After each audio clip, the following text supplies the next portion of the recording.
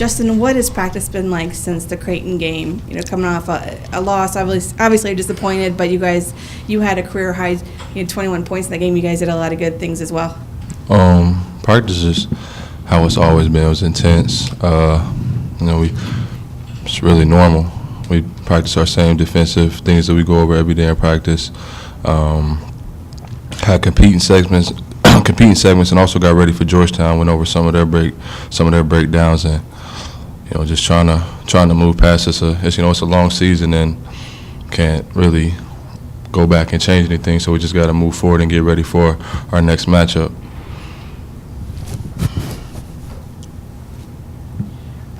In the last 3 games, your defense hasn't been what it was earlier in the season, and I know Creighton led the conference in scoring, but you guys are giving up about 81 points a game in those last 3 games. What do you guys need to do to maybe get back to where you were before that?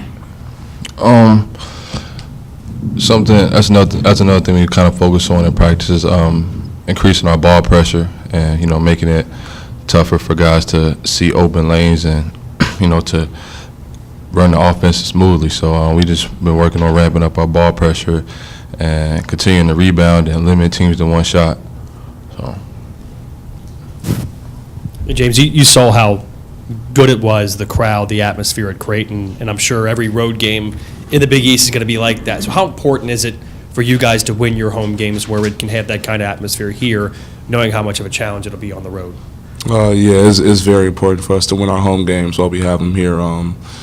Because all that does is just build confidence for us for when we do go on the road, especially if we beat a team like Georgetown tomorrow here. That's a great confidence builder going into a game at DePaul in Chicago. And coaches on us every day in practice, just communicating, because in those times we're going to be on the road, it's going to be jam-packed. Every road game is going to be filled with student sections, and it's going to be a loud arena, just like Creighton was. And if our young guys and our older guys keep continuing to communicate and let us know where each other are on the floor, and then I think we'll be fine. Was it hard to communicate with that crowd of 17,000 there? Yeah, it was actually. It's something that, it's way different than an A-10 environment, I would say. That's the biggest arena I probably ever played in that's been that filled. And when they really got going as a team, that stadium got really loud, and I could barely hear us talking at times. But that's what coaches emphasize the most during practice after Creighton. Just our communication, how loud we have to be, and that's pretty much it, and just how intense we have to be as well. You said after the St. John's game, Justin, you didn't want to be a party pooper, that every game is the same no matter who you're playing against. Georgetown has a reputation as being one of the great programs in college basketball for a long time. Is there anything more when this team shows up tomorrow night to kind of get this team excited? No.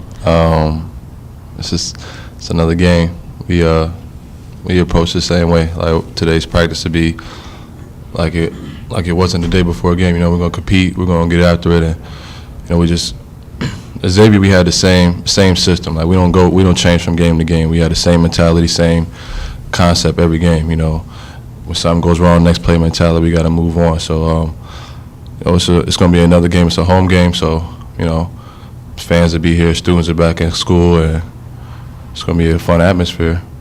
But it's another game. Justin, do you think that playing Richmond so many times over the years and getting used to their Princeton offense will prepare you for a similar Georgetown team tomorrow? Oh yeah.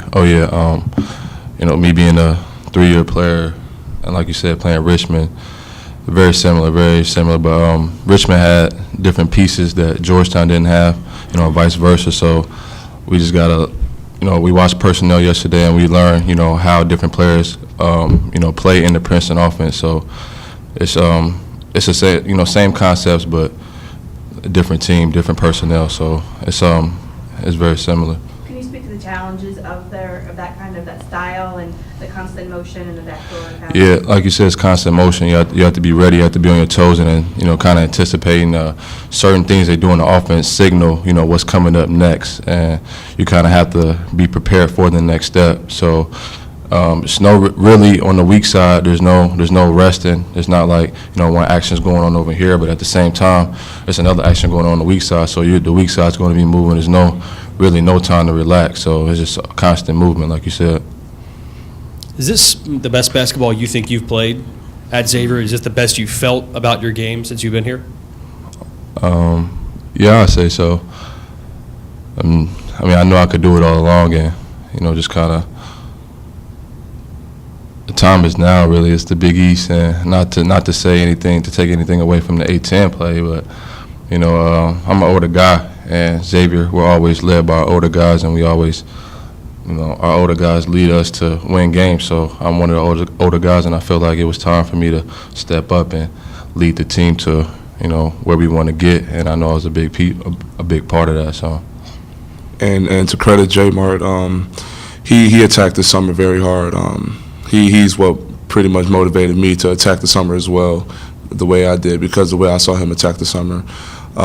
We have a gun club which is in our aux gym. It's a little chartboard that has the person who has the highest shots attempt in the summer, and he's one of those guys that always comes in the top 3 every summer. And just seeing his work ethic this summer and seeing how bad he wanted to make an impact and show our younger guys, including myself, that how hard you need to work to succeed at this level, inspired me at the most. And to credit J Mart, he's worked very hard, and he's showing up. One of the questions I ask the guys is when you face a team like Georgetown, does having played Richmond for so many years with their Princeton-style offense help prepare you in any way for a similar setup tomorrow? Well, it helps our staff. The Princeton offense is unique. Our older players will be more familiar with dribble at backdoor, surprise flares. Our younger players have to learn very, very quickly. But it's a very unique offense. It's one that we're trying to get as well versed as we can here in 48 hours and go out tomorrow night and give it our best effort. But the most important thing is that we do a really good job on the glass, and we limit transition opportunities, and we just make it hard on their perimeter players especially. What do you think of the team's defense in the last 3 games or so? It's had its good moments and it's had its bad moments. We've played the best offensive team in the country in Creighton, but there were some things that we have to do better. We need our 3-point field goal percentage defense to come down, but we certainly can do better in that area.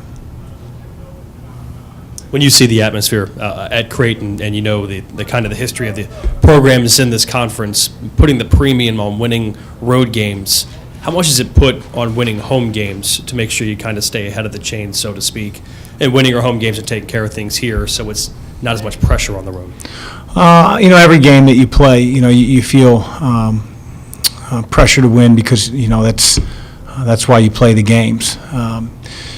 You have, obviously, on the road, the only people that you really have are your teammates and the coaching staff, and it's a mentality needed on the road that maybe you don't necessarily need at home. But every game's important, and we don't necessarily look at stealing road games, or we just worry about preparing for the opponent, regardless of the venue.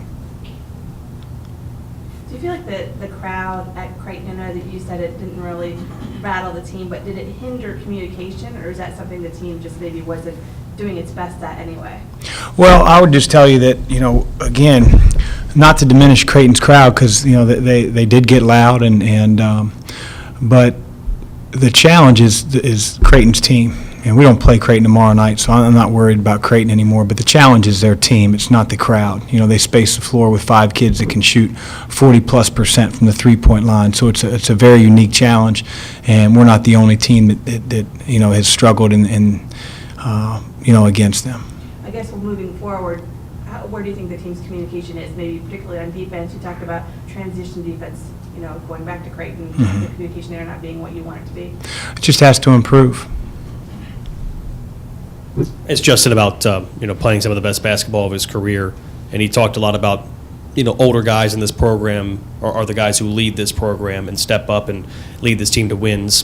What do you see from Justin's game right now that is kind of taking that next step, kind of in that process of becoming an older guy and a leader here at Xavier? Well, I think it starts with just consistency. He's always had the talent that's needed to play at this level and play very well. but he hasn't always had the best practice habits, and I think he would probably be the first to tell you that. And, over the last month and a half, he's been an everyday guy. I don't mean just in games in terms of production, because that's certainly what, everybody on the outside sees. But, how you practice is generally how you play. How you prepare to run the race is generally how you run the race. And not only does it help Justin, but it also helps the younger guys who aren't maybe used to practicing as hard, as intensely, as attention to detail is needed at this level. And again, that's what Justin, I think, means when he says, you're led by your older players, not necessarily in points or rebounds, but your practice habits and how you get your younger guys to understand those habits are very, very important. The challenge of facing Georgetown, I know some other key players have been in and out of the lineup past few weeks. Getting prepared for them, obviously very talented, obviously a great program. Kind of what's the challenge of getting ready for them and maybe not knowing exactly what they're going to have on the floor? Well, the first challenge starts with their players, and even though they're missing a couple, they have some firepower in the backcourt. Devontae Smith-Rivera has a higher offensive efficiency rating than Doug McDermott, if you can believe that. It shows how incredibly important he is to their team. Markell Starks can put it on the floor. He can shoot the ball. They're averaging over half of their remaining points if you take out Trawick and Josh Smith. So those two are a challenge in and of themselves. And then they have a guy like Lubick, who's a terrific passer. He's he's hardcore. He plays extremely physical. He doesn't back down to any challenge. And so it's going to be a big challenge for us, how we respond from Creighton, but more importantly, just being ready for a very good Georgetown team.